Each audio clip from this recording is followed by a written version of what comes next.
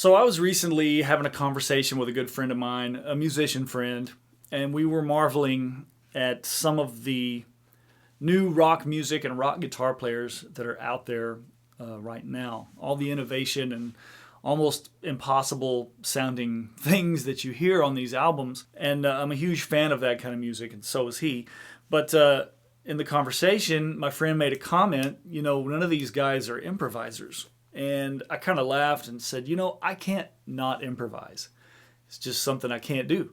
To learn something that I already recorded and memorize it verbatim and then perform it the same way every time is just super boring to me. And it's also kind of a chops killer. You learn something perfectly that's already been done, and that's it.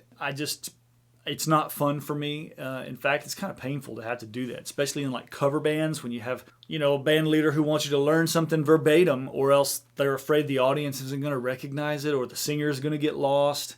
I'd much rather work for somebody who just says, like, when I point to you, do your thing, and they trust your intuition and ability to play something cool. You just don't see this in rock and pop music much at all through the decades. Very few bands had this improvisational nature to their live performance. Led Zeppelin is the greatest example of this kind of band. If you take any Led Zeppelin tune from any Led Zeppelin album and compare it to a live version of that same track, it's going to be totally different from how it was on the album.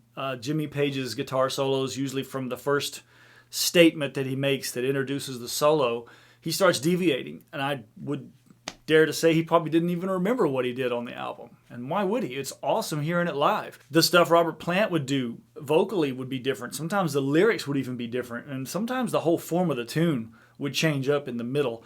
And they would use it as a segue into some improvisational thing. It's so exciting to dig up videos of Led Zeppelin doing live performances and just watch them seemingly make it up on the fly and see that stream of consciousness, like a 30-minute version of Dazed and Confused, for example. Really cool. And I'll give you a little taste of what I'm talking about. If you take this tune, I Can't Quit You Babe, written by Willie Dixon off Led Zeppelin's first album, and compare that album version to a few live performances, you'll see what I mean.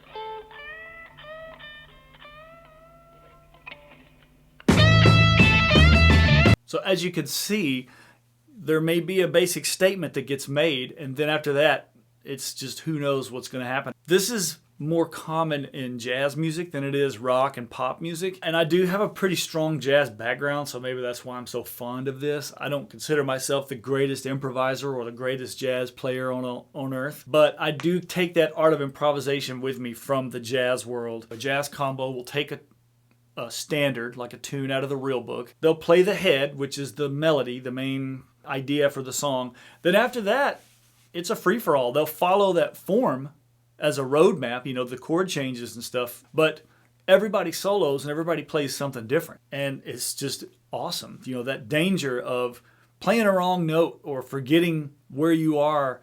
It's so exciting for the people on stage and the audience, in my opinion. It's all well and good to play something verbatim over and over and over, but it's certainly not as exciting. To me, improvisation is the spice of life. When you can improvise well on the fly, it's a sign of a true natural musician, because even if you don't know what you're going to do next, you can just get into this stream of consciousness and flow with it and create music. And of course, that imperfection, those wrong notes or having to hold out for a second to think of what you're going to do next.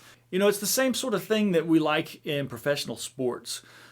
There may be a basic playbook that they go by and they use particular plays from that book, but once the ball is in motion and you don't know what the other side is doing, it's seat of your pants. It's on the fly, and it's so exciting. And to me, music is the same way. It's just a form of entertainment, and that unexpected makes it super exciting. So I wish this was embraced more in pop music and rock music. But until then, Led Zeppelin will remain the greatest rock band of all time. Let me know what you guys think in the comments, and if you haven't already, please like and subscribe and ring the bell. And I appreciate you guys stopping in. See you in the next video.